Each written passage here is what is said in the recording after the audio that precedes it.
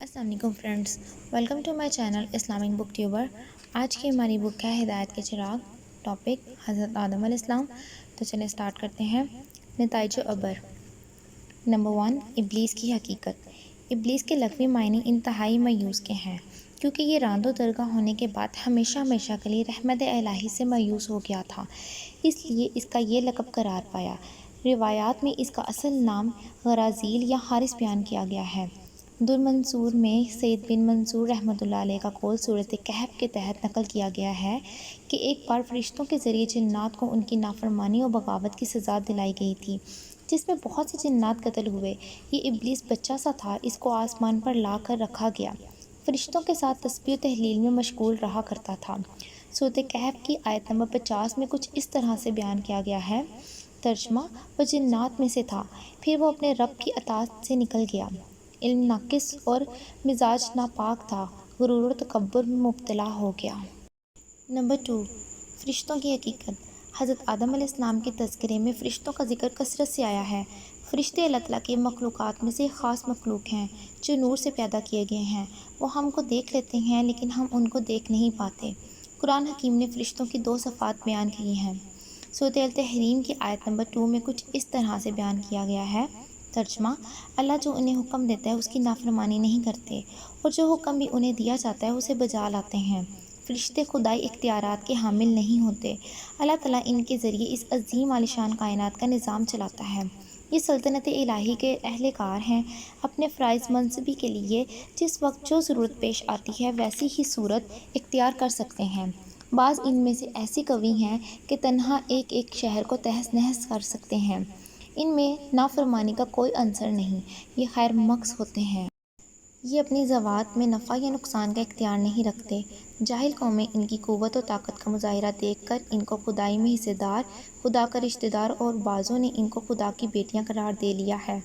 اسلام نے ان غیبی ہستیوں کو تسلیم کرنے اور ان کو خدا کی مخلوق جاننے کی ہر مسلمان پر پابندی عائد کی ہے اور اس کو اسلام کے بنیادی عقائد میں شمار کیا ہے۔ ان میں سے بعض کے نام قرآن حکیم اور احادیث رسول صلی اللہ علیہ وآلہ وسلم میں بیان کیے گئے ہیں۔ ان کی جملہ تعداد کا علم صرف اللہ تعالیٰ ہی کو ہے۔ سورۃ المدثر کی آیت نمبر 31 میں کچھ اس طرح سے بیان کیا گیا ہے۔ ترجمہ: اور تیرے رب کے لشکروں کو خود اس کے سوا کوئی نہیں جانتا۔ قرآن حکیم میں فرشتوں کا ذکر 82 آیات میں 88 مرتبہ آیا ہے۔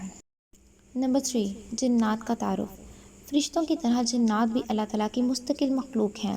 ان کی تخلیق میں آگ کا عنصر غالب ہے۔ یہ بھی مختلف شکل اختیار کر سکتے ہیں۔ ان میں نیک و بد دونوں قسم کے ہیں۔ شریعت الہی کے یہ بھی پابند ہیں۔ رسول صلی اللہ علیہ وآلہ وسلم ان کی طرف بھی مبعوث فرمائے گئے ہیں، اسی لیے آپ صلی اللہ علیہ وآلہ وسلم کو رسول الثاقلین، جن و انس کے رسول کہا جاتا ہے۔ آپ صلی اللہ علیہ وسلم ان کے شہروں کا بھی سفر فرمایا ہے۔ احادیث میں لیلۃ الجن کا تذکرہ آیا ہے۔ روایات حدیث سے معلوم ہوتا ہے کہ آپ نے 5 دفعہ جنات کی دعوت پر ان کے شہروں کا سفر فرمایا ہے اور ان کے قبائل میں اسلام کی دعوت دی ہے۔ سینکڑوں جنات نے اسلام قبول کیا۔ یہ بھی آپ صلی اللہ علیہ وسلم کی خدمت میں حاضر ہوتے تھے اور آپ صلی اللہ علیہ وسلم سے اسلام اور ایمان کی باتیں معلوم کرتے تھے۔ سورۃ احقاف کی آیت نمبر 29 سے 32 میں کچھ اس طرح سے بیان کیا گیا ہے۔ ترجمہ: اے نبی، وہ واقعہ بھی قابل ذکر ہے جب ہم جنات کی ایک جماعت کو آپ کی طرف لے آئے تھے تاکہ وہ قرآن سنیں۔ پھر جب وہ اس جگہ پہنچے جہاں آپ صلی اللہ علیہ وآلہ وسلم قرآن پڑھ رہے تھے تو انہوں نے آپس میں کہا، خاموش ہو جاؤ۔ پھر جب قرآن کی تلاوت ختم ہوئی تو وہ خبردار کرنے والے بن کر اپنی قوم کی طرف پلٹے۔ انہوں نے کہا، اے ہماری قوم کے لوگوں، ہم نے ایک کتاب سنی ہے جو حضرت موسیٰ علیہ السلام کے بعد نازل کی گئی ہے، تصدیق کرنے والی ہے اپنے سے پہلے آئی کتابوں کی، رہنمائی کرتی ہے حق اور راہ راست کی طرف۔